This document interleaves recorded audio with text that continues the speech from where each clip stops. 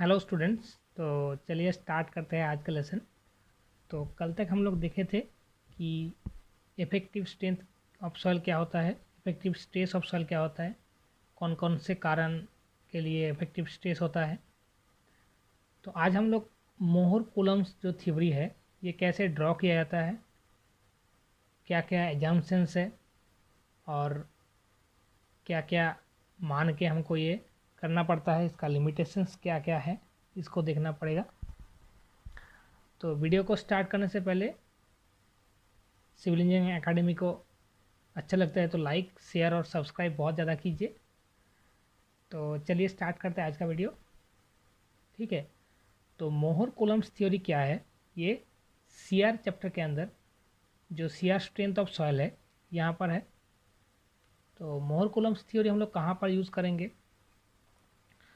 तो पहले इसका डेफिनेशन देखते हैं। देखो, Mohr Coulomb's theory is a graphical representation of state of stress calculating at a point. तो यहाँ पर जो डेफिनेशन लिखा गया है, डेफिनेशन के अंदर दो चीज़ पॉइंट आउट किया गया है, एक है स्टेट्स और एक क्या है, स्ट्रेस। तो हम लोग क्या जानते हैं, स्ट्रेट मतलब क्या होता है, कोई भी प्लेन के अंदर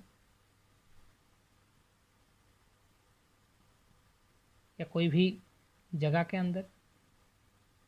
स्टेट बोले तो क्या हो सकता है, देखो कोई ये मान लो एक सॉयल सरफेस है, यहाँ पर ये ए बी है, ये बी सी है, ये सी डी है, एज्यूम की। तो स्टेट्स मतलब हो सकता है ये मतलब प्लेन के ऊपर, ए बी प्लेन के ऊपर, या बी सी प्लेन के ऊपर, या सी डी प्लेन के ऊपर, या तो ए डी प्लेन के ऊपर। कोई भी एक प्लेन के ऊपर हम लोग क्या करते हैं, स्ट्रेस जब कैलकुलेशन करते हैं, कैसे ये प्लेन को हम लोग कन्वर्ट करते हैं किस में, पॉइंट में, तभी हम लोग उसको बोलते हैं। तब उस कंडीशन के लिए हमको क्या करना पड़ेगा, हमको मोहर कूलम्स थ्योरी को अप्लाई करना पड़ेगा। सेकेंड चीज़, कोई इंक्लाइंड प्लेन के ऊपर मोहर कूलम्स थ्योरी को, कोई एक पॉइंट के ऊपर हमको स्ट्रेस निकालने के टाइम में मोहर कूलम्स थ्योरी उपयोग किया जाता है।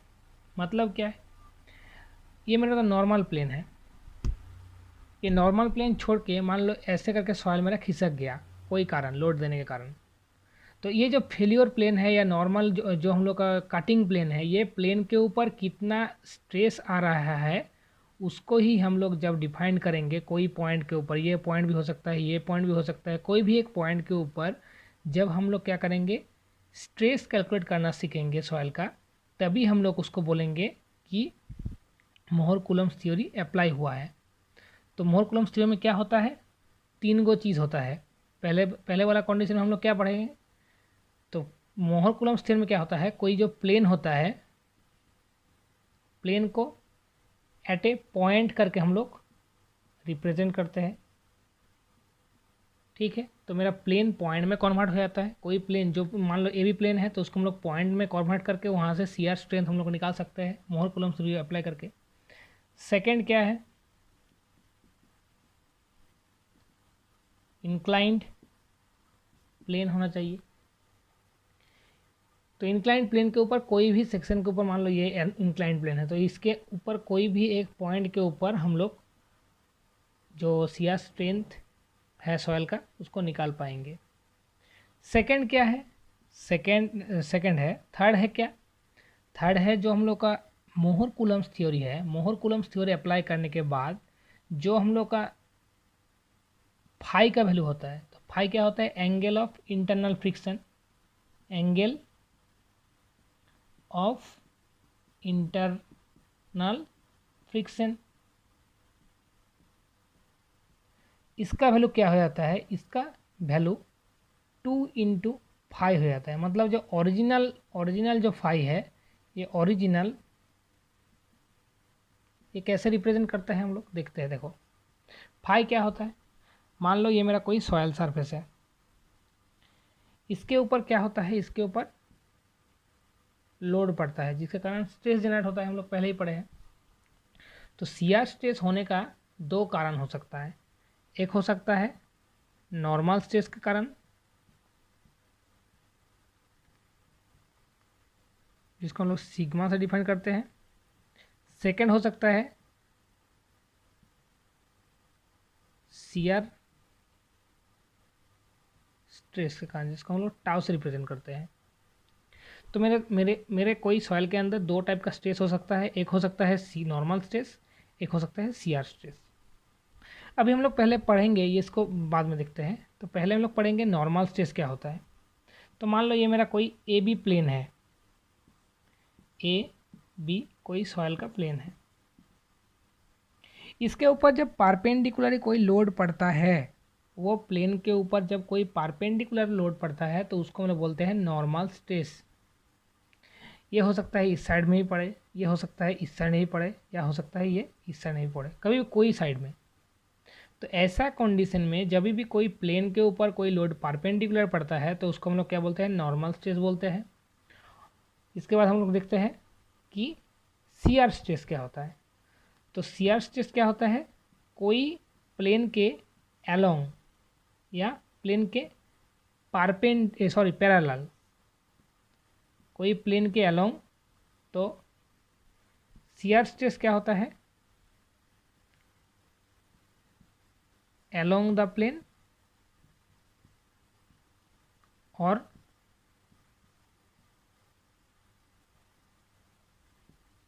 parallel to plane।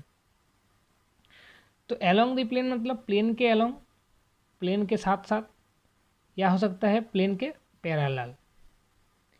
तो यहाँ पर जो स्ट्रेस पड़ता है हम लोग उसको बोलते हैं शियर स्ट्रेस।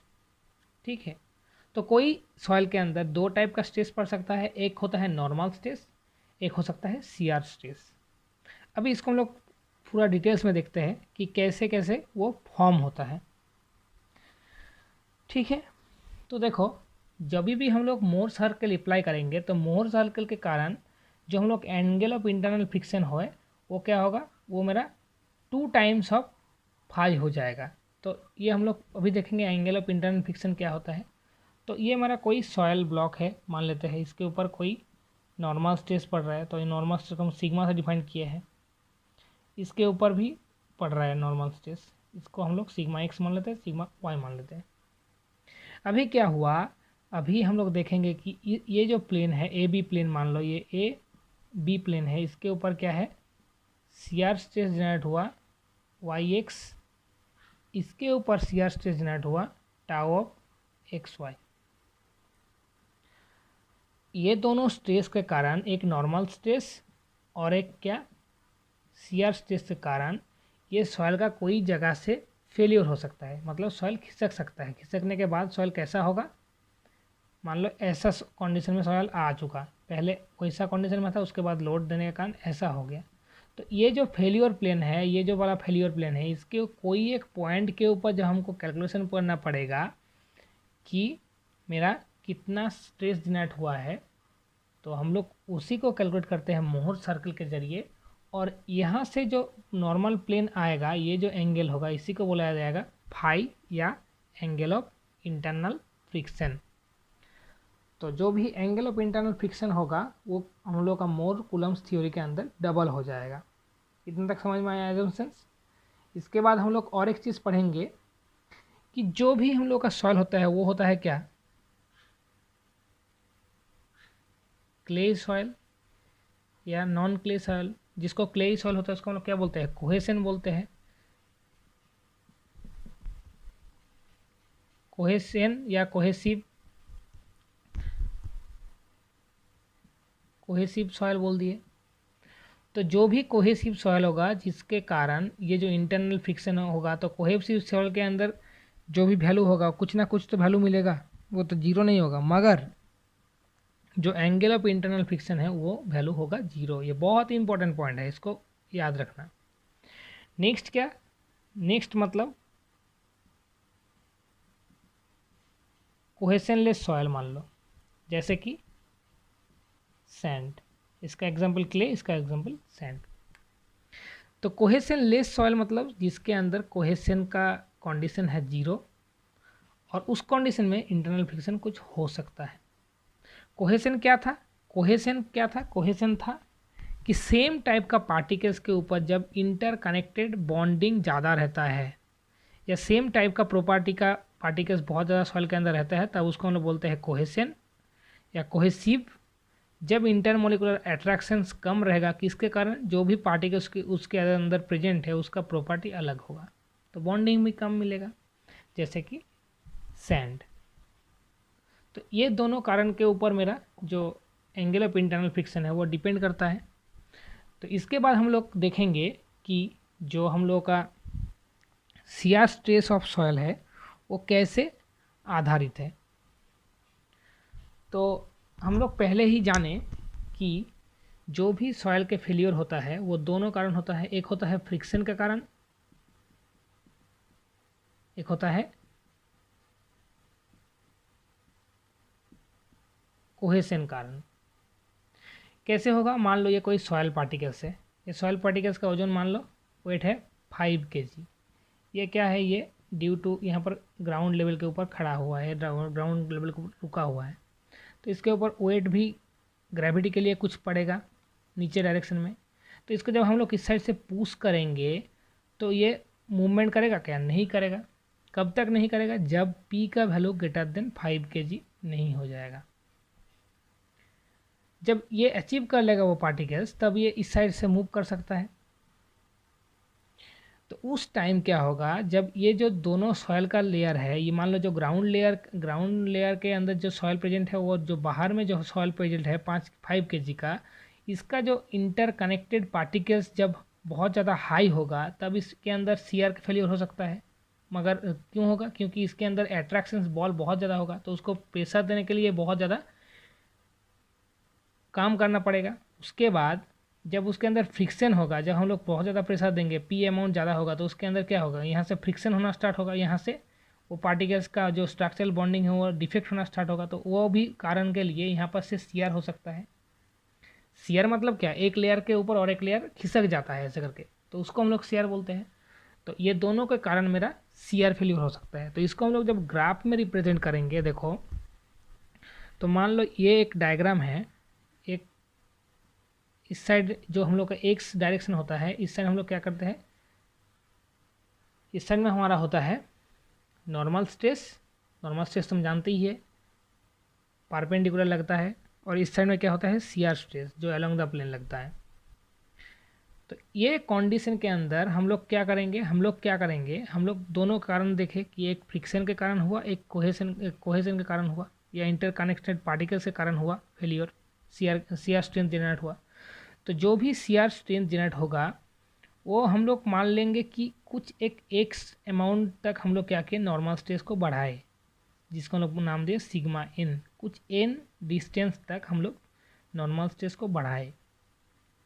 तो हम लोग क्या देखें, जब इसको बढ़ाएंगे तो क्या होगा? ये नॉर्मल स्ट्रेस बढ़ेगा। नॉर्मल स्ट्रेस बढ़ेगा मतलब क्या होगा? नॉर्मल स्ट्रेस जब बढ़ेगा तो परपेंडिकुलर डायरेक्शन में उसका फोर्स भी बढ़ेगा, P भी बढ़ेगा। जब P बढ़ेगा, ये हो सकता है इंक्लाइन में भी हो सकता है ऐसे करके। जब P बढ़ेगा तो क्या होगा? यहाँ से कोहेशन का वैल्यू भी बढ़ेगा, क्योंकि जब देखो ये सॉइल पार्टिकल्स मान लो इस यहाँ पर ऐसे खड़ा हुआ है, ऐसे करके रुका हुआ है, तो हम लोग ऊपर से नहीं देकर ऐसे करके प्रेशर दे रहे हैं P अमाउंट को ये प्लेन के ऊपर। तो मान लो मेरा प्लेन है क्या? मेरा ऐसा प्लेन नहीं है। मेरा प्लेन कैसा है? मेरा प्लेन ऐसा है। अभी ये प्लेन के ऊपर मान लो ये कोई सॉइल है, तो ये प्लेन के ऊपर परपेंडिकुलर लोड जब पड़ेगा तो मेरा स्ट्रेस का अमाउंट भी बढ़ेगा। जो नॉर्मल स्ट्रेस हम मान लिए इंक्लाइन कोई प्लेन हुआ, उस कंडीशन में हमको मोर सर्कल अप्लाई करना पड़ेगा। तो मोर सर्कल के लिए हमको क्या करना पड़ेगा? परपेंडिकुलर हम लोग को एक लोड अप्लाई करने पड़ने का। तो हम लोग मान लिए जो परपेंडिकुलर लोड अप्लाई किए वो सिग्मा एन है, या नॉर्मल स्ट्रेस हम लोग अप्लाई किए एन डिस्टेंस तक। तो एन डिस्टेंस तक हम लोग अप्लाई किए। तो पहले क्या होगा? इसके अंदर जो कोहेसिवनेस है या कोहेशन है, कोहेशन मतलब सेम पार्टिकल्स के अंदर जो अट्रैक्शंस है वो हाई होगा। जब प्रेशर देंगे तो वो और भी नज़दीक आता जाएगा, जिसके कारण ये फेल्योर को रोकेगा। तो कैसे करके पहले करके कुछ टाइम तक वो वैल्यू को बढ़ता हुआ जाएगा, और एक ऐसा टाइम आएगा जब उसके अंदर फेलियर होना स्टार्ट होगा। जब हम लोग और भी स्ट्रेस, नॉर्मल स्ट्रेस बढ़ाएंगे तो उसके अंदर फेलियर होगा। तो एक ऐसा एक पॉइंट होगा जब आकर वो वैल्यू कांस्टेंट हो जाएगा। ठीक है, तो कांस्टेंट हो गया मतलब इतना तक जो भी वहाँ से स्ट्रेस आया है ड्यू टू नॉर्मल स्ट्रेस के कारण जो चेंजेस आया है सॉइल के अंदर, उसको हम लोग क्या बोलते हैं, कोहेशन के लिए आया। तो कोहेशन के लिए आया मतलब अभी तक सॉइल फेलियर नहीं हुआ है, मगर क्या करेंगे, जब हम लोग और भी उसके अंदर नॉर्मल स्ट्रेस को डेवलप्ड करेंगे, नॉर्मल स्ट्रेस को हम लोग और भी डेवलप्ड करेंगे, मान लो यहाँ पर हम लोग क्या किए, अभी सिग्मा एम तक उसको डेवलप्ड किए स्ट्रेस को, तो क्या होगा, उसमें से क्या होगा, सीआर स्ट्रेस ऐसे करके बढ़ता हुआ जाएगा। और यही जो ग्राफ रिप्रेजेंट करेगा, यही इसी का जो ग्राफ होगा, इसी का ग्राफ का जो स्लोप होगा, इसको हम लोग फाई बोलते हैं, और इसी को जो ग्राफ का जो स्लोप होगा, यहाँ से ही हमको कूलम्स का इक्वेशन पता चलता है। क्योंकि देखो यहाँ पर जो सी वैल्यू है और ये वाला वैल्यू भी सेम है, या यहाँ से जो वैल्यू है यह भी वैल्यू सेम है, तो यहाँ पर हम लोग सी लिख सकते हैं। और मेरा क्या होता है, यहाँ से हम लोग को सी पर बेस मतलब जो बेस है, बेस का वैल्यू हमको मिल चुका है, और जो लेंथ है वो मिल चुका है, और ये जो हाइपोटेनियस है इसको हम लोग कैलकुलेट कर सकते हैं। ये क्या होगा, ये हम लोग का सिग्मा एन टेन फाई, और यहाँ से करेंगे तो सिग्मा एन टेन फाई, नहीं तो सिग्मा एम टेन फाई हो सकता है, क्योंकि ये वैल्यू फाई है। तो ऐसे ही करके हम लोग जो कोई इंक्लाइंड प्लेन होता है, इंक्लाइंड प्लेन के कोई भी सेक्शन के ऊपर या कोई भी प्लेन के ऊपर हम लोग शियर स्ट्रेस जब रिप्रेजेंट करना चाहते हैं, तो ऐसे ही करके मोर सर्कल को हम लोग रिप्रेजेंट करते हैं। और यही जो प्लेन होता है इसी को बोला जाता है मोहर सर्कल का फेल्योर ऑफ प्लेन। इसको भी ऐसे करके रिप्रेजेंट किया जाता है। हम लोग उसको बाद में देखेंगे कि प्रिंसिपल और major principal stress, minor principal stress क्या होता है। तो ऐसे करके ग्राफ आता है जब बार मतलब एक ही सॉइल के ऊपर हम लोग रिपीटेड टेस्ट करते जाएंगे, तो ये जो स्लोप है ये स्लोप कांस्टेंट हो जाएगा, और ये स्लोप के ऊपर से एक इंक्लाइन लाइन हम लोग खींच सकते हैं, जिसको हम लोग बोलते हैं कि मोहर कूलम्स फेल्योर, ठीक है, या फेल्योर एनवेलप भी बोल सकते हैं इसको। इसके बाद हम लोग एक मोहर कूलम्स जो हम लोग को ड्रॉ कैसे किया जाता है उसको हम लोग देखते हैं, ठीक है। तो देखो, मान लो ये कोई एक सॉइल का ब्लॉक है, ये मेरा ए पॉइंट है, ये मेरा बी पॉइंट है। यहाँ पर क्या है, सीआर स्ट्रेस जनरेट हुआ है Y X, directly normal stress है सिग्मा वाई, इस साइड में क्या है सिग्मा एक्स, इस साइड में है टाउ ऑफ एक्स वाई, इस साइड में भी है, इस साइड में भी है, इस साइड में भी है, और इस साइड में भी है, जो भी है, ठीक है। इसको इस साइड में कर दूँगा। तो इसके बाद देखो, जो भी इस हम लोग कूलम्स जो मोर कूलम्स थ्योरी है, इसको पढ़ने से पहले जो टेंशन होता है उसको हम लोग मानते हैं पॉजिटिव, जो कॉम्प्रेशन होता है उसको मानते हैं नेगेटिव, जो क्लॉकवाइज उसको मानते हैं पॉजिटिव, जो एंटी क्लॉक होता है उसको बोलते हैं, इधर क्लॉक लिख दो यहाँ पर, नेगेटिव। ये चार को चीज़ को हमको पकड़ के ये ड्रॉ करना पड़ता है। तो हम लोग का जो इफेक्टिव स्ट्रेस है, देखो ये जो नॉर्मल स्ट्रेस है, नॉर्मल स्ट्रेस है एट एक्स डायरेक्शन, ये कौन सा, ये टेंजेंशनल है, कारण कि बोथ साइड से ये खींच रहा है। तो सिग्मा ऑफ एन क्या है मेरा, टेंजेंसाइल है, तो टेंजेंसाइल मतलब क्या होगा, प्लस होगा। और ये क्या है, कॉम्प्रेशन में है वाई डायरेक्शन, तो सिग्मा ऑफ वाई क्या है मेरा, कॉम्प्रेशन है, कॉम्प्रेशन मतलब नेगेटिव। अभी कोई एक प्लेन के ऊपर हम लोग को निकालना पड़ेगा, तो ये प्लेन के रेस्पेक्ट में जब हम निकालेंगे तो इसका जो स्ट्रेस होगा ये सिग्मा हो गया, और इसका जो नॉर्मल स्ट्रेस होगा ये हम लोग टाउ से रिप्रेजेंट करेंगे, ये टाउ है, और सिग्मा से हम लोग ये इसको रिप्रेजेंट करेंगे। तो यही कोई एक पॉइंट के अंदर हमको जब सीआर स्ट्रेस निकालना होगा तो हमको क्या करना पड़ेगा, हमको कूलम्स का हेल्प लेना पड़ेगा। और देखो ये लाइन के रेस्पेक्ट में ये क्या है, क्लॉकवाइज डायरेक्शन है, तो क्लॉकवाइज डायरेक्शन मतलब टाउ ऑफ एक्स वाई क्या है, पॉजिटिव है, और इस साइड के रेस्पेक्ट में ये क्या है, एंटी क्लॉकवाइज है, तो ये क्या है, टाउ ऑफ वाई एक्स मेरा माइनस है। तो ये मेरा कोऑर्डिनेट सिस्टम आ गया, ये पॉइंट ए है, ये पॉइंट बी है। जब यही पॉइंट को हम लोग, ये दोनों प्लेन है, ए बी प्लेन है, ये ए प्लेन है, तो इसी प्लेन को हम लोग जब कोई एक पॉइंट के अंदर रिप्रेजेंट करेंगे, कोई एक सेक्शन को रिप्रेजेंट करेंगे, तो उसी को हम लोग बोलते हैं मोहर कूलम्स कंडीशंस। तो यहाँ पर टाउ होता है, हम लोग जानते हैं, ये शियर स्ट्रेस है, शियर स्ट्रेस है। इस साइड में क्या है, पॉजिटिव है, नीचे क्या है, नेगेटिव है, इस साइड में भी नेगेटिव है। यहाँ पर क्या है, नॉर्मल स्ट्रेस है।